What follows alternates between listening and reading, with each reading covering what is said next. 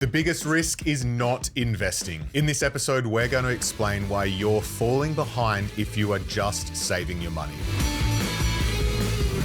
Welcome to Get Started Investing, a show where we help you make the most of your money. My name is Bryce, and as always, I'm joined by my equity buddy, Ren. How are you going? I'm very good, Bryce. Excited for this episode. Today, we are going to shake people out of their savings habits. Not that saving doesn't have a role to play in a healthy financial structure. Yeah.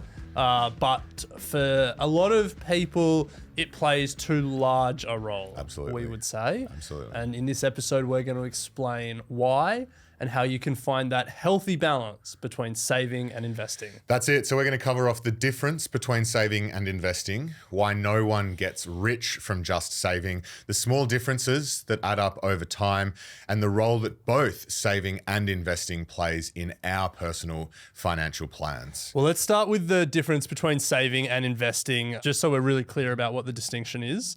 So when we talk about saving here, we're talking about saving your money and putting it in a safe, liquid account. What does liquid mean? The one that you can draw on at any time. Yeah.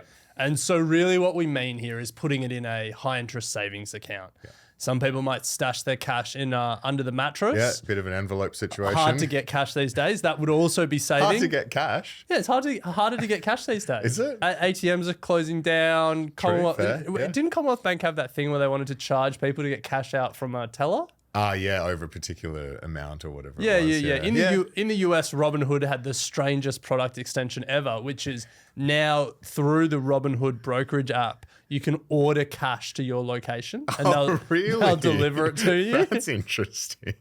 That's cash and liquid We've already accounts, hit a tangent. How does that differ from investing though? So investing is putting your money to work, generally by buying an asset with the expectation that you'll earn a return in the future. And so that asset might be shares or stocks, it might be property, it might be art, it might be, what else are people buying these days? Trading cards, Heaps. crypto, whatever that asset is, or however you're putting your money to work, it's buying something with the expectation of having more in the future. Yeah. As opposed to saving where it's safe, you're not going to lose it, and it's liquid, it's easily accessible. Yeah. So there's a sense of security that obviously comes with savings. And a lot of people, we all work hard for our money, start the job and start putting money away in the savings account. But the secret is that you're not going to get rich doing that. And the reason for that is the I word, inflation. Yes, the dreaded I word. The dreaded I word, inflation. In other words, your money is worth more today than it will be in the future. And so if you're not investing that money to beat the rate of inflation,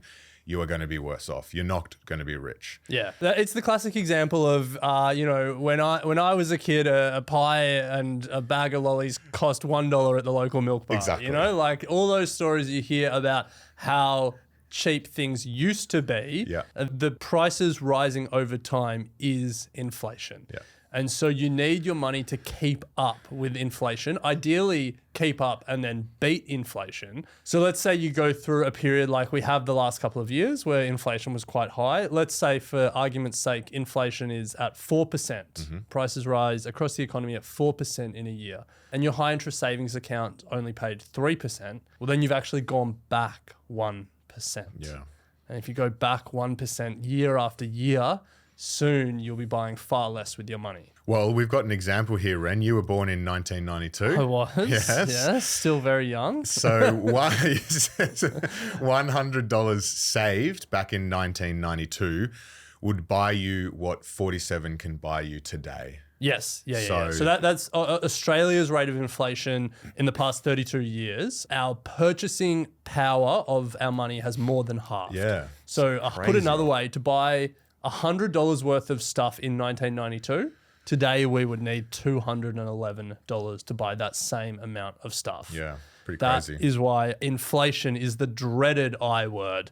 But flip it around, because that's the dreaded I word, but there's also a much loved I word, and that is investing. Yes, we love that I word over here just as much as index. But investing is, as we said, putting money to work so that it works as hard as you do. That means trying to find assets that beat that inflation rate. Yeah, so let's take this 1992 example, $100 in 1992 when I was born. If my parents had been savvy investors and invested it in the Australian All Ordinaries Index with dividends reinvested, Love that. that $100 would now be $1,020. There you go. You haven't had to do anything. It's been working, and you have certainly beaten inflation, being able to buy a lot more than you would have if you'd put it into a bank account. Yeah. I think you flag something that people often get tripped up on when it comes to the difference between saving and inflation, which is that when we're talking about a high interest savings account, we do expect a return on that. And so right now in Australia, you're probably getting about 5% from a high interest savings account. If you're in the best ones, we actually recently did an episode on the best high interest savings accounts in Australia. So we'll include that link in the show notes. But let's say you're getting 5% for your high interest savings account, and people might talk about 8% as the long-term expectation for the share market. People will often say, well, either expects a return. One is 5%, one's 8%. What's really the difference between 5 and 8%? I'm not going to lose my money in the 5%. Exactly. It's the 5% is safe. easier. It's government guaranteed. The 8% is risky. And am I going to really take the risk of losing my money for a few extra percentage points? Well, we're here to say, yes, you should. That's it. Well, as we said at the top, the biggest risk is not investing. So let's put some numbers to it. If you were to invest $100 a week over 30 years, invest or save, you would have invested or saved $156,000. That's what you would have put into it. Not bad. At 5%, if it was just sitting in your bank account, you would have $346,000 at the end of that 30-year period, thanks to the interest that the bank is paying you. However, to Ren's point, an extra 3%, if you were to invest it into the stock market, if you were to get 8%, you would have $590,000 in your investment portfolio. Yeah. So a pretty significant difference there. Well, yeah, you've almost doubled your money in 30 years, doubled the amount that you would have in 30 years, 346,000 compared to 590,000. Obviously, if you extend the timeline even further, the gap gets even bigger.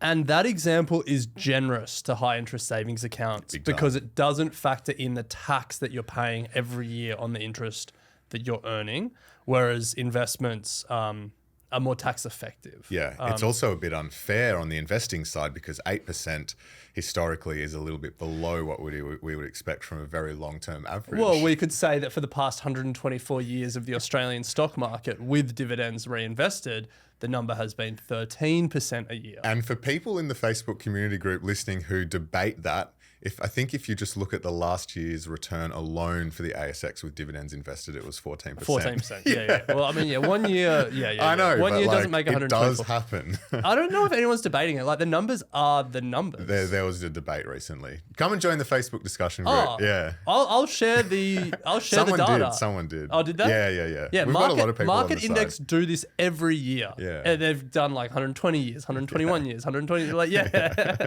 You can't argue the numbers. Anyway, we're not here to argue about numbers. We're here to talk about saving and investing because we think more people should be investing more of their money. Yeah. But that isn't to say that saving doesn't play a role. So let's talk about the role that both saving and investing play in a balanced and sensible long-term financial approach. Sure. So let's start with saving. What is it good for? Firstly, it's good for your emergency fund. Saving is setting up the fund or a pile of cash to cover 3 to 6 months of expenses. Should you lose your job, should you need to take some time off from work, saving is good for that. And the reason that we say an emergency fund should be saved is because you don't want that money to be at risk. Absolutely. You don't want the stock market to crash and your company to then lay people off and for you to lose your job just as your emergency fund has gone from 3 months expenses to 1 month expense. Absolutely. You want that safe and secure and liquid so you can get it at any time. I think that's, liquid as well. I don't want it tied up as a part of an investment property where it's going to take me months to sell it down. Obviously, short-term goals, we're not investing that money. So buying a car, going overseas in the next 6 to 12 months, those sorts of purchases, obviously cash and saving plays an important role there. Again, because you don't want the market to crash just as you're getting on your flight to Europe. Oh, yeah, or demo. just as you're bidding at auction for a house. Yeah, and all of a Liberation sudden, 2.0. Yeah. all of a sudden that money that you thought you had is half of what you thought thought you had. That's right. And then thirdly, and I think this is where I find a lot of our mates and a lot of people in our network, it's just peace of mind. But this is where for me, people can go too far over the edge. Having a lump sum in there, just peace of mind. I've worked hard for my money. Liquidity does matter, and having something available for when life throws curveballs. I think savings does have an important part there. But for me personally, that's the emergency fund. Well, I was going to say it feels like we're just doubling up there. Exactly. Yeah. So it's like having a separate chunk of cash just for peace of mind, I think, is worth reconsidering. Yeah. So I think for us in how we manage our money and what we think is sensible is having an emergency fund that covers between 3 to 6 months of expenses that's parked in a high interest savings account. And then any additional savings that you're working towards, short-term goals, house deposit, travel, car, whatever it is. Any money beyond that isn't being invested, we think is then starting to be not a sensible decision.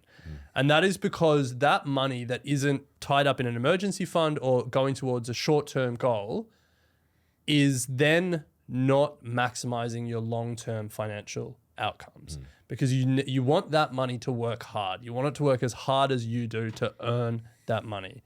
And that's where investing comes in. That money should be going towards setting yourself up for a comfortable retirement. It should be going towards achieving some of those longer term financial goals, whatever they may be. It really is money that can give you financial freedom or financial choice in the future, to take time off work, to spend time with your family, to move out of the city and live somewhere else, to take a lower paying job because you're more interested in it. That money that you have sitting there today can enable that for you in the future if you invest it. Yeah. I think we've spoken about the theoretical side, but let's put it into practice. How are you approaching the difference between your saving and your investing? For me, what I think makes sense is having your emergency fund and then cash that's going towards any short-term savings goals. And then anything beyond that should be invested. And that's how I approach my own finances. Here's the thing though. Okay.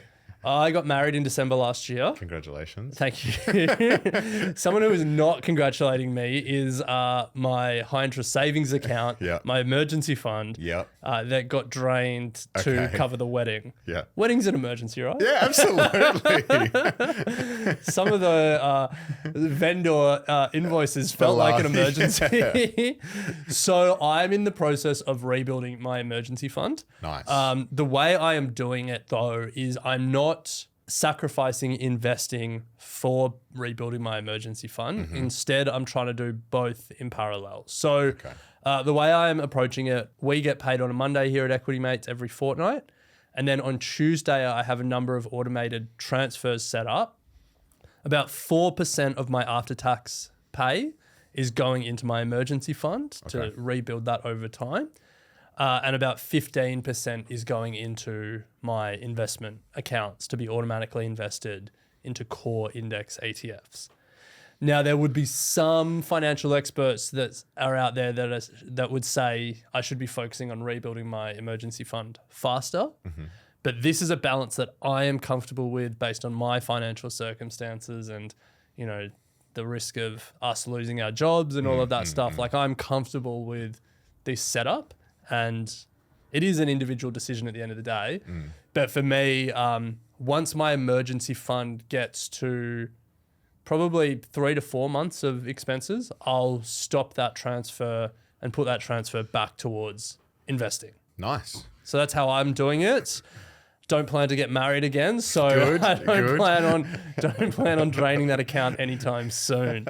What about yourself? So 4.5% to 5% goes into a joint savings account with my wife, Harriet, and that's just for short term. Got Indonesia trip coming up, and that's really primarily what it's used for, holidays or little bits and pieces that sort of pop up. Then about 5% goes into our offset account, so that that's where our emergency fund sits and all that sort of jazz, and then the rest is invested. Yeah. Nice. So yeah, again, comfortable with that situation. And how many months' expenses are in your emergency fund? 3.6 months. Why do you have it so specific? All right. Well, that's how we do it. I think, as we've said throughout, there's no perfect amount that you need to have saved, no perfect amount of months that you need in your emergency fund, or no right way to save for your short-term goals. But hopefully the key principle that we've got through to you today is any money beyond those savings goals is money that isn't working as hard as it should be. So put that money to work. Get invested, because your future self will thank you. That's it. Well, come and join us in the Facebook discussion group. There is plenty of conversation going on there. And if you love what we do here, if you take a lot of value from the episodes, please, if you could share them with a family or a friend, or like this video and leave us a comment below if you're watching on YouTube. That would be awesome. I reckon the best thing would be to send this to a saver. We all know savers in our life who think that the share market is too risky. Well, remind them that the share market crashes, but over the long term, it continues to rise. 13% a year over 124 years. There's never been a stock market crash or a stock market dip that wasn't worth buying. And so change the idea of how you think about risk and investing, and then stop saving so much and come and join the journey. That's it. That's a long message to send them, but put it in your own words. That's it. And if you have a question, head to equitymates.com/contact and please leave us a voicemail. But Ren, we'll leave it there and we'll pick it up next week. Sounds good.